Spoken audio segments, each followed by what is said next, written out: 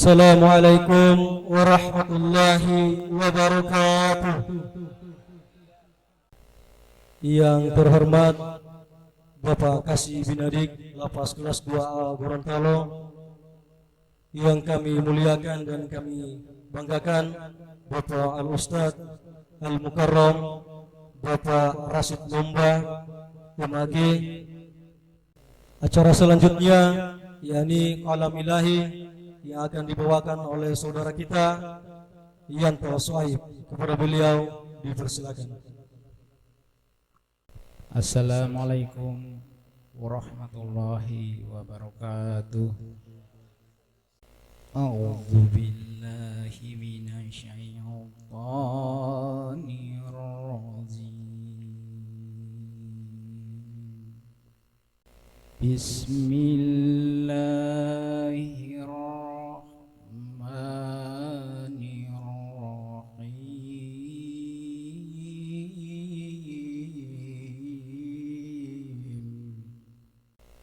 Wa ma Muhammadun illa rasul qad khalat min qablihi ar-rusul afa mata aw qutilan qalabtum ala aqabikum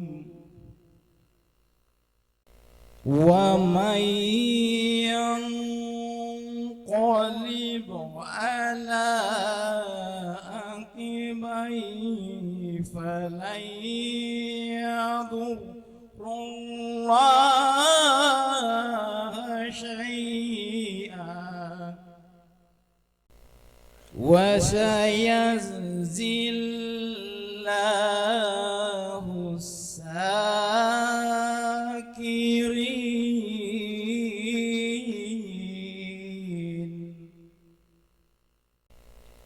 wa ma kana li nafsin an tamuta illa biiznillahi kitaban muazzala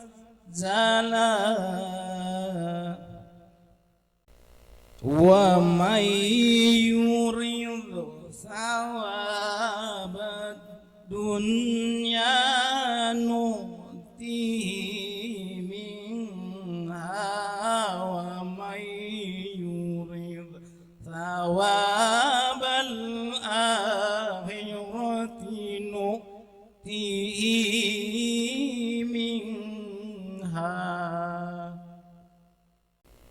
wa sanazzi sakirin.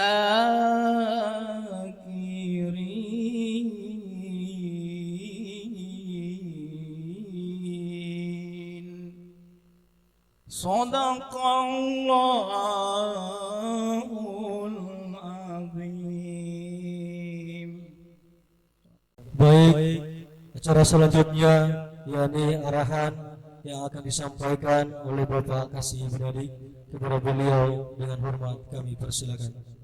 Bismillahirrahmanirrahim. Assalamualaikum warahmatullahi wabarakatuh. Alhamdulillahirrabbilalamin. Wassalatu wassalamu ala Rasulillah Mustafa wa ala alihi wa sahbihi ajma'in, amma ba'du. Yang sama-sama kita hormati, kita muliakan Al-Mukarram Bapak Rasid Lomba.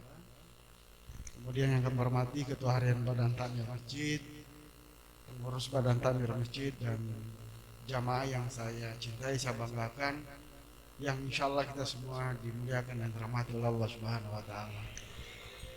Tentunya dengan memanjatkan puji syukur kehadirat Allah Subhanahu wa Ta'ala yang telah memberikan kita nikmat sehingga kita bisa berkumpul di tempat ini dalam rangka kegiatan yang setiap Kamis digelar di pendopo masjid. Salawat dan salam marilah kita sanjungkan kehadiran junjungan kita Nabi besar Muhammad SAW yang insya Allah curahan rahmat dan syafaatnya sampai kepada keluarga beliau, para sahabat, para tabi'in yang insya Allah sampai kepada kita di yaumil akhir nanti. Jamaah yang dirahmati oleh Allah Subhanahu wa taala, yang pertama yang ingin kami sampaikan adalah ucapan terima kasih kepada Pak Rasid dan apresiasi yang sebesar-besarnya kepada beliau, karena pada pertemuan terakhir kami dengan beliau di lapas ini kebetulan ada kegiatan, ada acara ini ya Pak, namanya makan apangi itu di situ. Bapak agak terlambat datang gitu. Jadi kan lewat Batu Daah terlambat beliau. Nah, ketemu dengan beliau pada saat itu di lapas. Jadi beliau sudah memprakarsai dengan teman-teman di Kemenak, kemudian kita mendapat sumbangan ya, atau donasi berupa buku, dan selain buku ada juga kitab suci Al-Quran yang diserahkan kepada kita pada saat itu. Makasih Pak.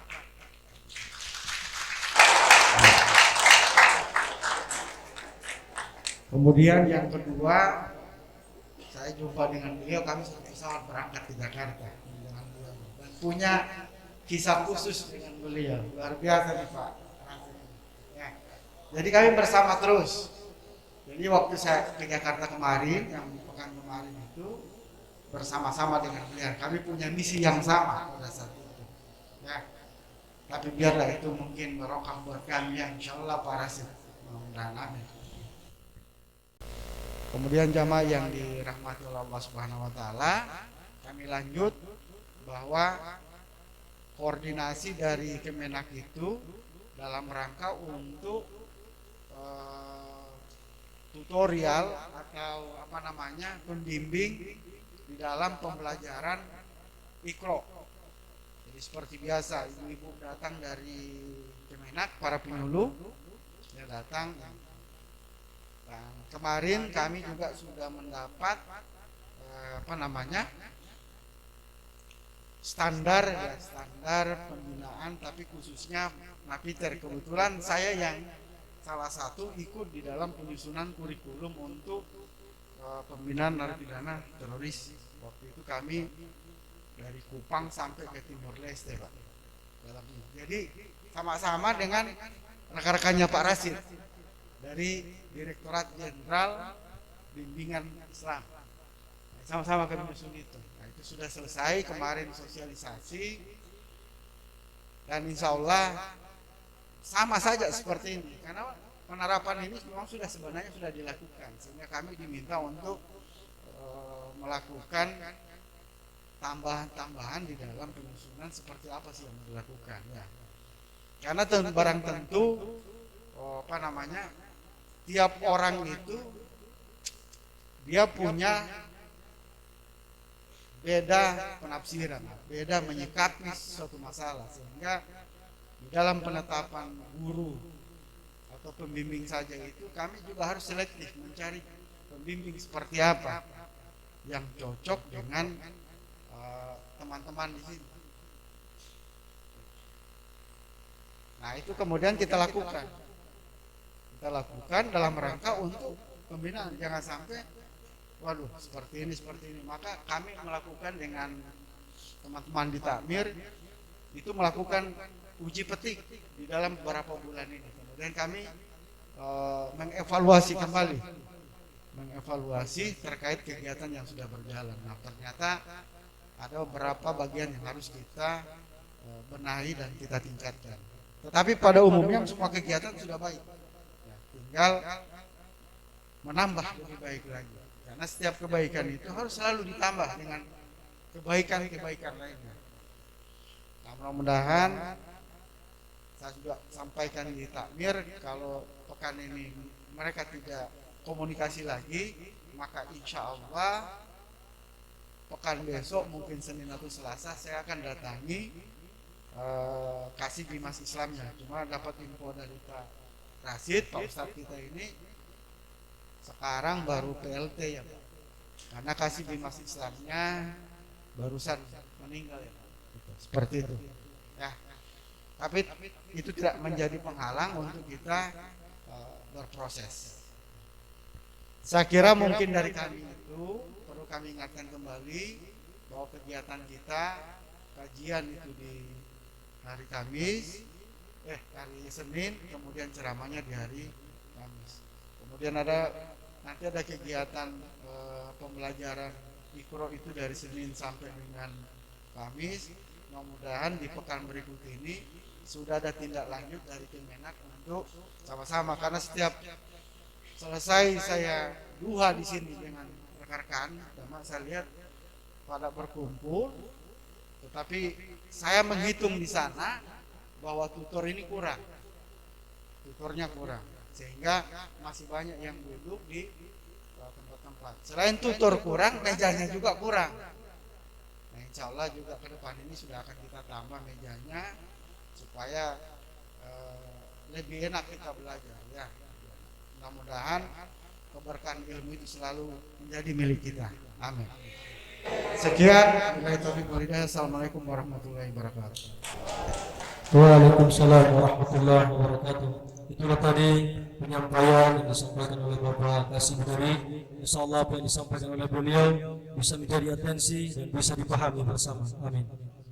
Baik jamaah Nusantara Toba yang sama, insyaallah dirahmati Allah Subhanahu wa taala. Kita masuk ke acara selanjutnya, yakni kultum kuliah 7 menit yang akan disampaikan oleh rekan kita Bapak Daud Ibrahim.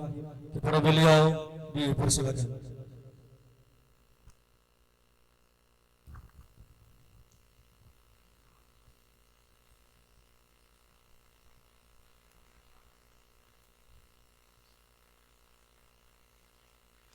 Assalamualaikum warahmatullahi wabarakatuh.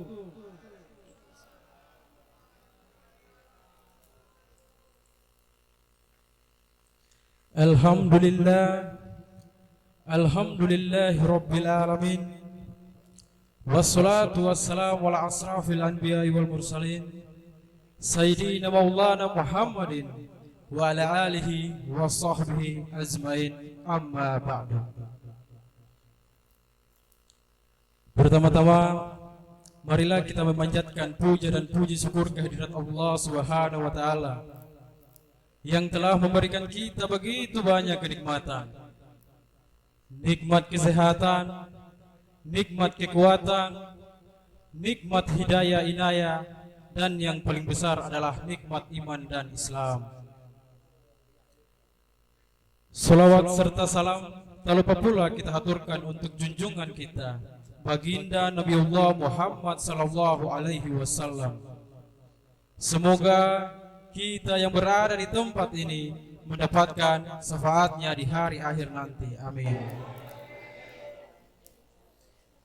Yang terhormat Bapak Kasih Binadik Lapas kelas 2 Gorontalo, yang kami hormati dan kami muliakan Bapak Al-Ustadz Penceramah, Bapak Rasid Numba, SAG MH, dan yang kami hormati Bapak Ketua Harian Badan Takmirul Masjid At-Taubah, serta jamaah yang insya Allah dirahmati oleh Allah Subhanahu wa taala. Terima kasih atas waktu yang diberikan kepada saya untuk membawakan kultum singkat pada sore hari ini. Adapun tema yang akan saya bawakan yaitu hanya titipan. Jamaah yang insya Allah dirahmati oleh Allah Subhanahu wa taala. Jika kita merasa memiliki sesuatu, bisa harta kekayaan, pangkat jabatan, pasangan, anak-anak, rumah, kendaraan, dan lain-lain dari urusan dunia, maka percayalah bahwa semua itu hanyalah titipan. Bahkan diri kita sekalipun hanyalah titipan. Kita tidak memiliki apapun jika Allah Subhanahu wa taala tidak memberikannya kepada kita. kita tidak mempunyai apa-apa jika Allah Subhanahu wa taala tidak menghendakinya. Selayaknya sebuah titipan, akan ada saatnya di mana semua titipan itu diambil kembali oleh sang pemiliknya. Dan akan ada saatnya juga di mana sang pemilik mempertanyakan apa yang telah terjadi dengan titipannya. Demikian juga dengan titipan Allah Subhanahu wa taala kepada kita. Rasulullah sallallahu alaihi wasallam bersabda, tidak akan bergeser kedua telapak kaki seorang hamba pada hari kiamat sampai dia ditanya tentang umurnya, untuk apa dihabiskannya, tentang ilmunya, bagaimana dia mengamalkannya, tentang hartanya, dari mana dia memperolehnya dan kemana dibelanjakannya, serta tentang tubuhnya, untuk apa dia gunakan. Jemaah yang insya Allah dirahmati oleh Allah Subhanahu wa taala, apa yang telah kita perbuat dengan titipan-titipan Allah Subhanahu wa taala kepada kita? Lisan kita gunakan untuk apa? Apakah bahasa dengan zikir dan ucapan-ucapan yang Allah ridhoi, atau kita menggunakannya dengan ucapan yang sia-sia? Mata kita gunakan untuk apa? Apakah untuk membaca dan merenungi tanda-tanda kebesaran Allah Subhanahu wa taala sehingga semakin kuat iman kita kepadanya, atau hanya kita gunakan untuk bermaksiat? Demikian juga dengan berbagai hal yang menurut kita adalah milik kita. Untuk apa kita gunakan? Apakah untuk mendekatkan diri kita kepada Allah Subhanahu wa taala, atau malah menjauhinya? Masya Allah, setiap segala sesuatu adalah milik Allah dan kepadanya lah akan dikembalikan. Allah Subhanahu wa taala berfirman dalam Quran surat Al-Isra ayat 109 yang berbunyi, walillahi ma fis samawati wa ma fil ard walillahi turja'ul umur, yang artinya kepunyaan Allah lah segala setiap sesuatu yang ada di langit dan di bumi, dan kepada Allah lah dikembalikan segala urusan. Jemaah yang insya Allah dirahmati oleh Allah Subhanahu wa taala, semoga Allah senantiasa memberikan hidayahnya kepada kita, sehingga kita senantiasa menyadari bahwa semua yang kita miliki saat ini adalah titipan Allah Subhanahu wa taala yang nantinya akan dimintai pertanggungjawabannya di hadapannya nanti. Semoga kita semua yang berada di tempat ini termasuk orang yang amanah dalam mengemban amanah tersebut untuk dipergunakan pada urusan-urusan yang Allah ridhoi. Amin ya rabbal alamin. Sekian dari saya, semoga bermanfaat untuk kita semua yang berada di tempat ini. Lebih dan kurangnya saya mohon maaf. Hidayah. Wassalamualaikum warahmatullahi wabarakatuh. Waalaikumsalam warahmatullahi wabarakatuh. Baik, selanjutnya kita masuk ke acara inti, yakni ceramah Islami yang akan disampaikan oleh Bapak Al-Mukarram Bapak Rasid Nomba MAG. Para beliau, waktu dan tempat kami sediakan.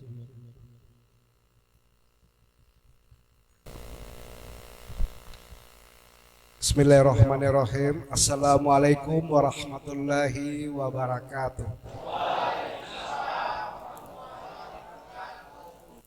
Alhamdulillah alladzi arsala rasulahu bil huda wa dinil haq liyuzhirahu 'ala dini kullihi walau karihal musyrikun walau karihal munafiqun walau karihal fasiqun.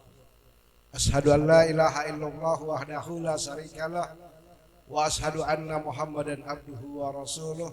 Allahumma shalli ala Muhammadin wa ala alihi wa sahbihi ajmain. Amma ba'd. Yang sama-sama kita hormati dan kita muliakan Bapak Kepala Seksi Pembinaan Pak Kasdin, semoga rahmat, hidayah dan kesehatan umur panjang akan senantiasa tercurah untuk beliau. Kami hormati Ketua Badan Takmir Masjid At-Taubah. Kami hormati rekan kami Pak Amrin, yang saat ini tinggal menanti hari-hari terakhir berada di tempat ini. Kami hormati, kami muliakan MC Ustadz yang penceramah tadi luar biasa. Semua kita di tempat ini insya Allah saya hormati, saya muliakan, dan semoga kita mendapatkan rahmat dan kasih sayang Allah Subhanahu wa Ta'ala. Puji syukur kepada Allah Subhanahu wa Ta'ala dengan senantiasa mengucapkan kalimat hamdalah. Alhamdulillahirabbil alamin. Kata Nabi sallallahu alaihi wasallam, afdalud doa alhamdulillah. Seutama-utama doa itu mengucapkan kalimat hamdalah. Alhamdulillahirabbil alamin. Segala puji bagi Allah.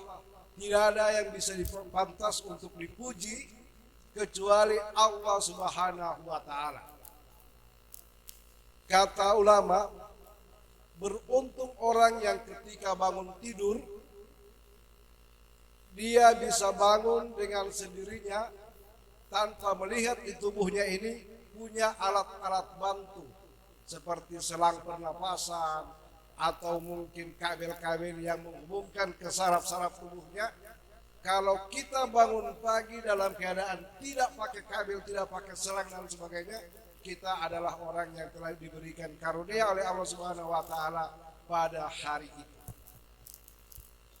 Salawat dan taslim kepada junjungan kita Nabi Muhammad sallallahu alaihi wasallam, satu-satunya manusia yang patut kita teladani perkataan dan perbuatannya, yang jikalau perkataan dan perbuatannya kita ikuti, insya Allah dia akan bernilai ibadah di sisi Allah Subhanahu wa Ta'ala, dan pertolongan syafaatnya akan diberikan jikalau kita melaksanakan perintah dan larangan dari Nabi Muhammad sallallahu alaihi wasallam itu. Nah, Bapak dan Ibu yang saya hormati kepada Ibu, hidup ini benar sekali apa yang disampaikan oleh Ustadz. Sesungguhnya kita ini berada dalam kehidupan yang sementara. Dunia disebut fana karena dunia ini sementara. Tidak selama-lamanya kita hidup di atas dunia. Ada kasih bimas Islam itu yang akan disambangi oleh Pak Kasih. Dia adalah orang yang senantiasa memberikan penyuluhan kepada penyuluh-penyuluh yang ada di kota Gorontalo. Hari Selasa pagi itu masih terima apel pagi di kantor. Aktivitas biasa selama di kantor, tidak ada tanda-tanda dia sakit. Karena dia sehat walafiat, segar dan bugar. Jam 12 istirahat siang, pulanglah dia ke rumah, Jalan Poigar. Begitu sampai di rumah, dia mau ambil air wudhu atau mau apa saya ke kamar mandi. Sebelum masuk ke kamar mandi, malaikat Israel menantinya di situ. Terpelesetlah dia. Saat dia terpeleset, maka sakaratul maut menjemputnya. Yang tahu dia meninggal itu kecuali anaknya yang berumur 3 tahun. Dia panggillah tetangga-tetangga yang ada, dia suruh lihat ayahnya yang sudah terkapar di depan kamar mandi. Ternyata terkaparnya itu sudah sementara menjalani sakaratul maut. Nah, karena dunia ini adalah sementara, maka tidak ada yang kekal abadi di dunia. Kata Nabi sallallahu alaihi wasallam, ibarat dunia itu adalah yang menipu dan memperdayakan. Sering kita terpedaya dengan dunia. Sering kita terpedaya dengan bujuk rayu dunia ini. Dan simbol dunia itu 3 kategori besar, yakni harta, tahta, dan wanita. 3 T, 3 ta. Harta membuat orang gelap mata untuk menghalalkan apa saja asalkan dia mengumpulkan harta yang sebanyak-banyaknya. Bahkan orang yang suka mengumpulkan harta yang sebanyak-banyaknya itu untuk keluarganya, untuk dirinya sendiri, sering dia lupa. Saking asiknya dia kumpul harta, anak-anaknya mau minta doi, dia bilang tidak ada. Padahal ada. Dia sendiri ingin makan yang bagus, takut makan yang banyak kolesterol. Lebih baik makan yang murah-murah saja. Padahal hidup ini singkat, kalau suka senang saja. Kedua, tahta. Ingin mendapatkan kekuasaan yang juga merupakan simbol dunia, padahal kekuasaannya itu akan berakhir. Budaya tutuhiyah. Pegawai negeri paling tidak 58 atau 60 tahun get out, pensiun. Yang ketiga adalah wanita. Wanita juga adalah merupakan sumber daripada yang memperdayakan di atas dunia ini. Dan ternyata kita semua laki-laki ini jujur tidak boleh mendapalia wanita yang cantik. Orang bilang dapalia anak kecil di rumah, di luaran, kita ingat ibunya. Tapi dapalia anak cewek di luaran, kita lupa ibu yang ada di rumah. Nah, itu semua adalah merupakan harta dunia, kekuasaan dunia, dan wanita yang di atas dunia ini. Nabi hanya menggariskan sebaik-baik perhiasan di atas dunia itu al-mar'atu sholihah, adalah wanita yang soleh. Saya 2 hari lalu ketemu dengan seorang yang punya istri 8 orang. Saya bilang 8 orang itu bagaimana? Bukankah hanya dihalalkan 4 orang? Dia bilang kalau setiap 4 dia punya istri, mau kelima, salah satunya ada yang dia menceraikan. Anaknya belasan dan orang Gorontalo. Saya bilang ente yang sana mau meraju di 1 orang, ada 1 orang yang batu. Kalau 2 meraju, kawin lagi yang ke-4, 5. Nah, prosesnya itu bagus sekali. Kalau dia sudah istri yang sudah keempat, istri keempat ini berlomba-lomba mencari simpati sama dia. Tidak pernah membuat kesalahan. 1 kali saja membuat kesalahan sama suaminya ini, so itu dia punya akhir tabat. Udah, cerai, anak mengganti ente. Luar biasa. Nah, padahal itu hanya sementara. Nah, kita semua terkurung oleh ruang dan waktu di mana saja kita berada, termasuk kita berada di tempat ini, juga hanya sementara waktu belaka. Tidak lama, hanya sementara. Pak Amrin insya Allah tinggal beberapa hari lagi berada di sini. Berarti akan berlalu waktu-waktu yang ada di sini. Jadikan tempat ini adalah madrasah kolbi, madrasah hati kita, untuk menjadikan kita itu menjadi lebih baik dari hari-hari sebelumnya. Orang beruntung itu adalah orang yang hari ini menjadi baik daripada hari-hari sebelumnya. Sementara orang yang merugi adalah dia waktu kemarin, bulan lalu, tahun lalu, dia punya hati, dia punya perbuatan masih sama-sama dengan yang kemarin-kemarin itu. Tapi yang terlaknat, terkutuk adalah orang yang hari ini baik, besok ternyata lebih buruk hatinya. Nah, di tempat ini Kementerian Agama itu datang untuk bisa menjadikan tempat ini bersama Pak Kasdim, insya Allah menjadikan madrasah hati, melembutkan hati. Kata Allah Subhanahu wa Ta'ala dalam Al-Quran itu, kehidupan ini yang senantiasa memperdayakan seringkali menipu, yang akan selamat itu adalah Bikol bin Salim, orang yang memiliki hati yang bersih. Kalau bersih hati, insya Allah akan bersih selamanya. Sebenarnya kita ini hidup sudah ditentukan takdir oleh Allah Subhanahu wa Ta'ala.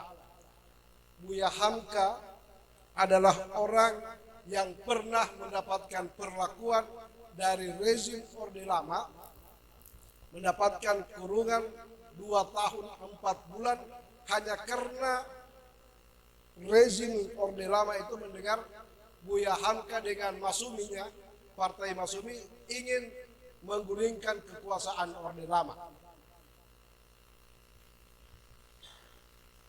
Dibukalah kesalahan-kesalahan daripada Buya Hamka.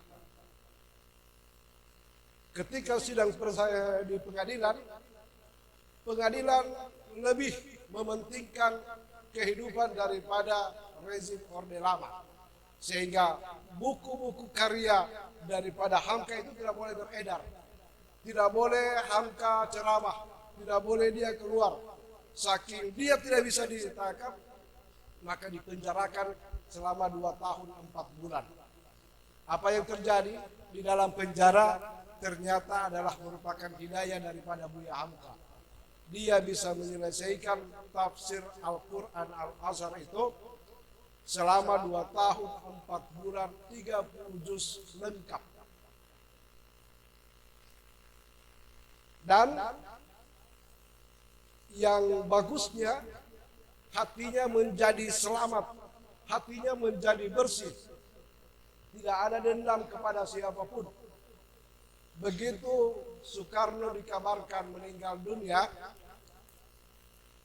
pengawal-pengawal daripada Soekarno ini datang kepada Buya Hamka menyampaikan wasiat terakhir Presiden Soekarno agar kiranya yang menjadi imam sholat jenazah daripada Soekarno itu adalah Buya Hamka. Buya Hamka sudah dididik di Madrasah Kolbi, Madrasah Hati di penjara itu. Dia tidak berpikir, siapa kita ini yang membawa imam sama dia, bukankah dia ini yang telah menjadikan saya melarat. Dalam kisah yang dikarang oleh anaknya itu sesungguhnya Hamka itu karena sudah berada di dalam penjara 2 tahun 4 bulan, sumber nafkah keluarga itu tinggal menjual seluruh perabotan perhiasan rumah tangga daripada Hamka. Tapi dia tidak dendam. Begitu dia undang untuk jadi imam jenazah, tampilnya dia di depan untuk menjadi imam sholat jenazah daripada orang yang pernah memenjarakan dia. Kenapa? Karena dia sudah mendapatkan kolbun salim. Hatinya menjadi bersih. Sesungguhnya kita ini tidak salah di dalam kehidupan ini. Kita hanya patut mendapatkan kesalahan itu hanya pada 2 tempat. Pertama, kita telah berbuat salah pada orang tua. Sebenarnya ini sudah jalan-jalan Allah, tetapi yang membuat kita bersalah itu bukan salah karena kita melakukan keburukan, tidak. Tapi kita telah bersalah pada orang tua. Orang tua dimanapun dia berada tidak akan pernah menginginkan anaknya mencoreng, menghina nama baik daripada dia. Makanya kita harus senantiasa mendoakan orang tua walaupun kita tidak berhadapan dengan dia, sambil memohonkan maaf dari dalam hati kita yang bersih ini kepada Allah Subhanahu wa taala supaya Allah merahmati dan menyayangi orang tua kita. Yang kedua, kita bersalah kepada istri dan keluarga kita. Istri, tidak satupun seorang istri, tidak ada satupun seorang anak yang bisa jauh dari suaminya atau dari orang tuanya. Karena kesalahan yang pernah terjadi, ternyata harapan mereka tidak tersia-siakan. Makanya kita patut mohon maaf kepada istri dan anak-anak kita dengan cara qalbun salim, membersihkan hati, minta kepada Allah Subhanahu wa taala supaya Allah Subhanahu wa taala menjaga keluarga kita di saat kita tidak berhadapan dengan mereka. Yang terakhir, hidup di dunia patut kita pertimbangkan, senantiasa adakan harapan-harapan sepenuhnya kepada Allah melalui doa-doa kita. Hidup di dunia itu ibarat orang yang sementara mengayuh sepeda. Kita tidak tahu dalam ayunan kayuh sepeda kita yang mana kita sampai ke tempat tujuan. Atau kita berjalan, kita tidak tahu langkah yang keberapa kita akan sampai ke tempat tujuan yang kita tuju. Harapan yang tidak pernah tertolak adalah berdoa kepada Allah Subhanahu wa taala. Ud'uni astajib lakum. Berdoalah kalian kepadaku, kata Allah, niscaya akan aku kabulkan doa kalian. Jangan cuma satu kali dua kali berdoa kemudian tidak pernah dikabulkan oleh Allah, kita putus asa untuk berhenti berdoa. Itu tidak. Yang ada, kita tidak tahu doa kita yang mana yang akan diijabah oleh Allah Subhanahu wa taala. Pun kita mendoakan orang lain mendoakan kita tidak tahu dari mulut siapa doa yang Allah terima itu, bahwa sesungguhnya Allah menginginkan kebaikan-kebaikan untuk kita.